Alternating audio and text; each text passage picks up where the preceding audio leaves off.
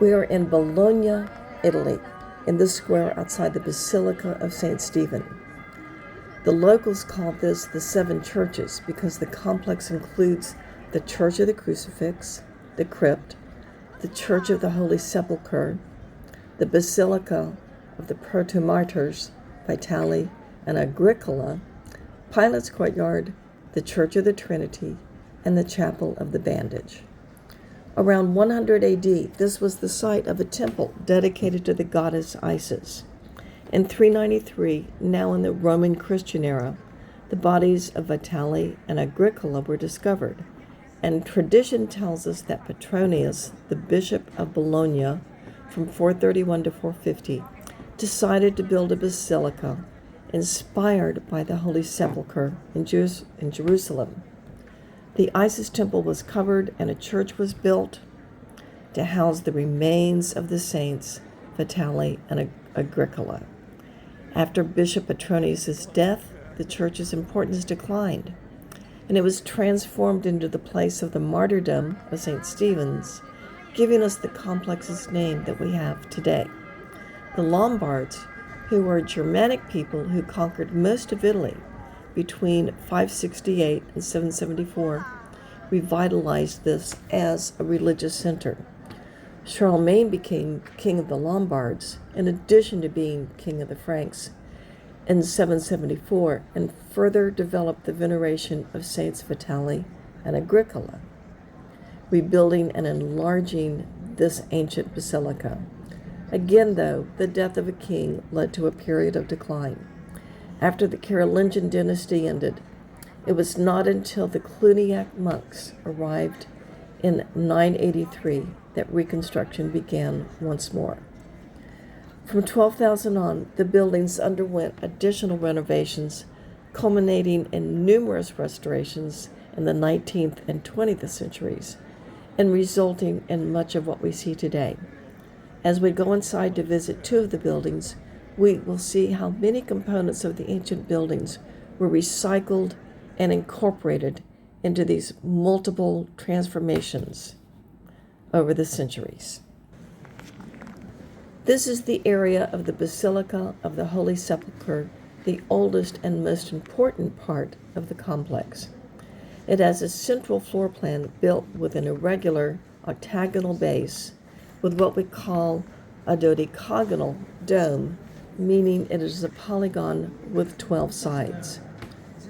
The 8 sides of the floor plan represent the eighth day of Christ's resurrection, and the 12-sided dome represents the number of apostles.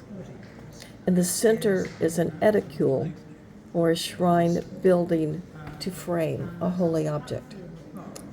According to tradition, Bishop Petronius here reproduced a smaller copy of the great basilica that was in Jerusalem and was built by Emperor Constantine and his mother Helena, that was created to frame the tomb of Christ.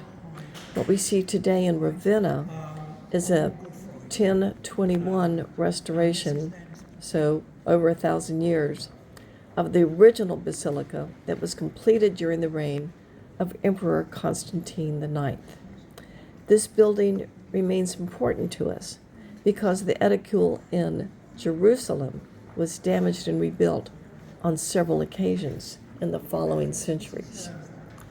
There is a source of water inside the building, which within the St. Stephen complex represents the River Jordan. This spring has existed since the times when this location was an Isis temple. There are 12 columns, some made from Cipollino marble, and others are brick columns.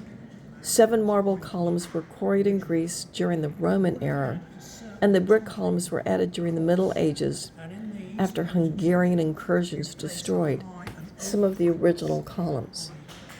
1 column is a black marble from Africa, symbolizing Christ's passion, especially when he was thrashed. The 13th century wall frescoes were eliminated and replaced by 19th century frescoes, which were then in turn replaced at the end of that century. St. Petronius' relics were kept here until they were transferred to another basilica in 2000. We are now in the Basilica of the Protomartyrs, Vitali, and Agricola. This building adopts the plan of a basilica, a central nave with aisles on either side, and an apse at one end that houses the altar. Vitali and Agricola, servant and master, were the first two martyrs in Bologna, persecuted during the times of Diocletian in the early 4th century. Although we can see the remains of mosaics and capitals and frescoes, it's the architecture that reveals the significant recycling of ancient materials. Spolia, or repurposed architectural elements from previous structures, are used throughout. Note the beautiful Roman capitals of different styles, as well as the marble columns.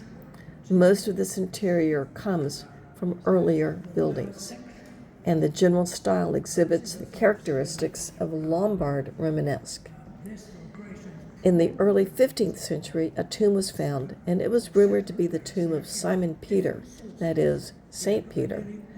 Pilgrims started to come here to Bologna instead of to Rome, the traditional destination of St. Peter's pilgrims.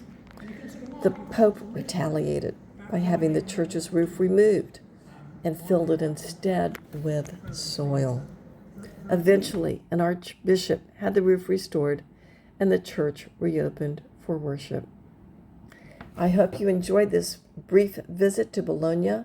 Tomorrow, we will see the magnificent mosaics in Ravenna.